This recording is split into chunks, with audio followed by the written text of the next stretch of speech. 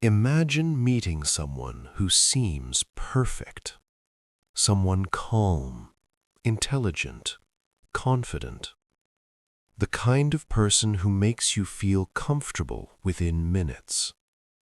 They listen carefully to every word you say. They smile at exactly the right moment. And somehow, they always seem to understand you better than anyone else. But what if that person wasn't being genuine? What if every smile, every compliment, every kind word was carefully designed to control you? Tonight, I'm going to tell you a story about someone like that. A man who understood human psychology better than anyone around him. A man who knew exactly how to enter someone's mind, gain their trust, and slowly take control of their decisions without them even realizing it. His name was Adrian. One day, Adrian noticed someone new in the office. Her name was Emily.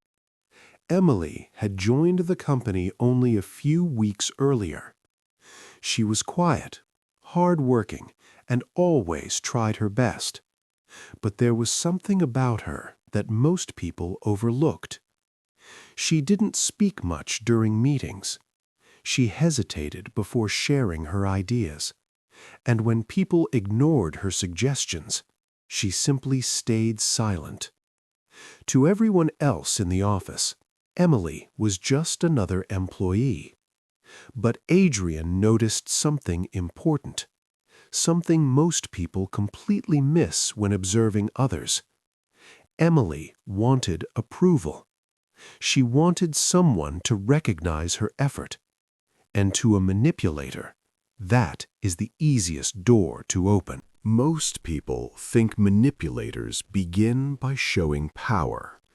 But the most dangerous ones do the opposite. They begin with kindness. The next day, during lunch break, Emily was sitting alone in the office cafeteria, scrolling through her phone quietly.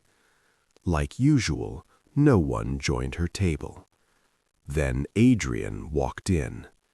He looked around the room for a moment and calmly walked toward Emily. "Mind if I sit here?" he asked. Emily looked surprised. "Of course," she replied politely. Adrian smiled. "You know, your presentation yesterday was actually really good." Emily blinked in surprise. No one had said that before. And just like that, the first step of manipulation had already begun. Over the next few weeks, Adrian slowly became Emily's closest friend in the office. They started having lunch together almost every day. At first, they talked about work, then about coworkers, then about personal struggles. Emily felt comfortable talking to him. She told him about the pressure she felt to succeed, about how she often felt like she wasn't good enough. And Adrian listened. He nodded. He gave thoughtful advice. To Emily, it felt like she had finally found someone who truly understood her. But Adrian wasn't listening because he cared. He was studying her, learning her fears, her insecurities, her emotional triggers.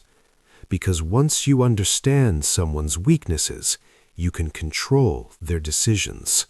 Within just a few weeks, Emily trusted Adrian more than anyone else in the office. She believed his advice. She valued his opinions. One evening after work, Adrian said something strange. They were sitting in the office lounge when he leaned back and spoke calmly. "You know, Emily, I've noticed something." Emily looked up. "What do you mean?" Adrian paused for a moment. "People in this office don't really appreciate your talent." Emily frowned slightly. I'm not sure about that. Adrian shrugged. I've just noticed how they ignore your ideas during meetings. He looked directly at her. Honestly, I think they're a little threatened by you. At that moment, a small seed of doubt was planted in Emily's mind. And Adrian knew something most people don't understand. Once doubt enters someone's mind, it begins to grow on its own.